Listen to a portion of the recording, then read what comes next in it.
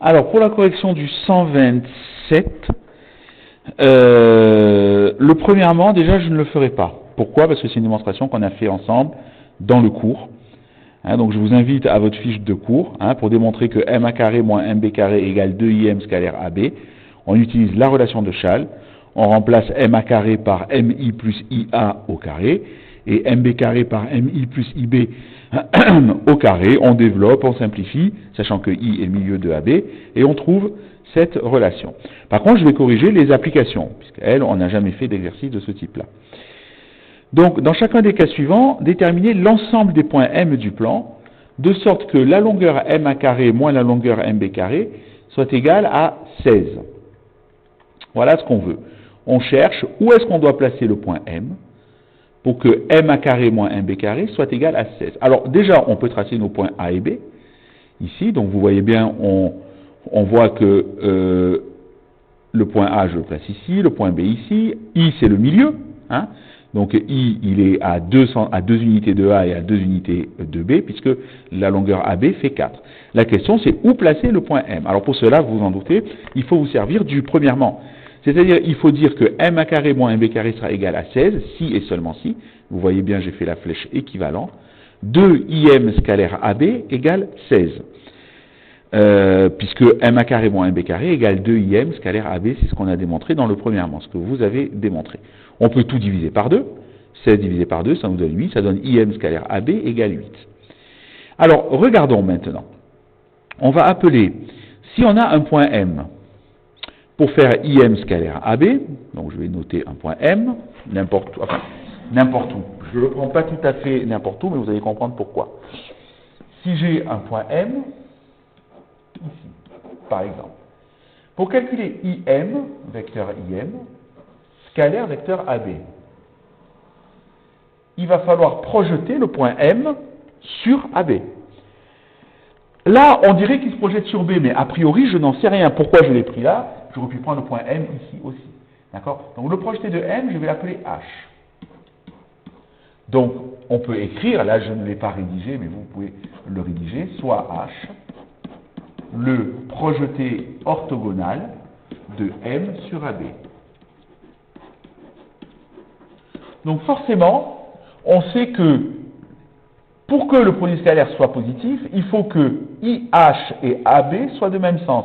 Donc déjà, on sait que H doit être à droite de I. Et il faut que la longueur IH fois la longueur AB, ça fasse 8. Puisque le produit scalaire, ça va être longueur IH fois longueur AB. Or, on sait que la longueur AB, ici, elle fait déjà 4.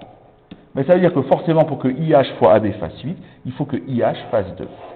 Ça veut dire que où est-ce que je dois placer mon point M? Il faut que je le place de sorte à ce que son projeté orthogonal sur AB soit à 2 cm de I. C'est pour ça que le point H, c'est le même que le point B ici. Donc les points M, où est-ce qu'il faut les placer? Il faut les placer sur cette droite que je colorie en vert, en plaçant le point M quelque part sur la perpendiculaire à la droite AB passant par B, du coup, je suis sûr que IM scalaire AB fera bien 8 ici. Voilà. Puisque forcément IM scalaire AB, ça va être longueur IH fois longueur AB, 2 fois 4, 8. Et donc ça, c'est équivalent à 2IM AB égale 16, et donc à MA carré moins MB carré ici égale 16. Voilà où est-ce que je dois placer le point M. Donc ça, vous pouvez le rédiger en faisant des phrases que je n'ai pas faites ici. En faisant des phrases, il n'y a pas 50 phrases à faire, il faut juste dire que l'ensemble des points M est situé, recherché donc, est situé sur la perpendiculaire à la droite AB passant par B. Voilà. Alors, deuxièmement, trouver l'ensemble des points M, de sorte que cette fois-ci, MA carré moins MB carré soit égal non plus à 8, mais à moins 8. Ça va ressembler. C'est peu ou prou la même méthode. Donc, pareil, je vais dire que MA carré moins MB carré égale moins 8, c'est pareil que 2IMAB égale moins 8, je divise tout par 2, ça me donne ici IMAB égale moins 4. Pareil, je vais appeler H le projeté de M. Alors, vous voyez que ici, le point M, je ne l'ai pas pris. On peut le prendre n'importe où, en fait, c'est un schéma, juste pour comprendre. Donc, je prends un point M ici, d'accord? Et je vais dire que IM scalaire AB, ça doit être égal à moins 4.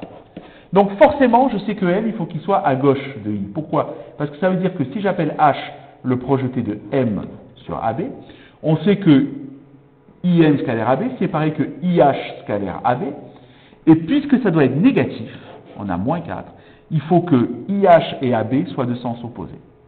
D'accord? Donc, je pourrais rajouter ici, hein, ici, je pourrais rajouter, alors je vais le faire une étape, hein, que je n'ai pas rajouté, que vous pouvez donc ajouter. Ça veut dire que moins la longueur IH fois la longueur AB, puisque les vecteurs vont devoir être de sens opposé, ça doit faire moins 4. Mais c'est fini, puisque AB, on sait que ça fait 4. Hein, ça veut dire que IH, c'est égal à moins 4 sur moins 4, c'est égal à 1. Eh bien, regardez, en plaçant le point H à une unité de I à gauche, et en traçant comme tout à l'heure la perpendiculaire à AB passant par H, eh bien, en prenant un point M ici, je sais que IM scalaire AB, ça va faire moins IH multiplié par AB, moins 1 fois 4, ça va bien être égal à moins 4. Donc j'aurai réalisé ma condition, je sais que ici, et je vais l'écrire. Alors, soit H à une unité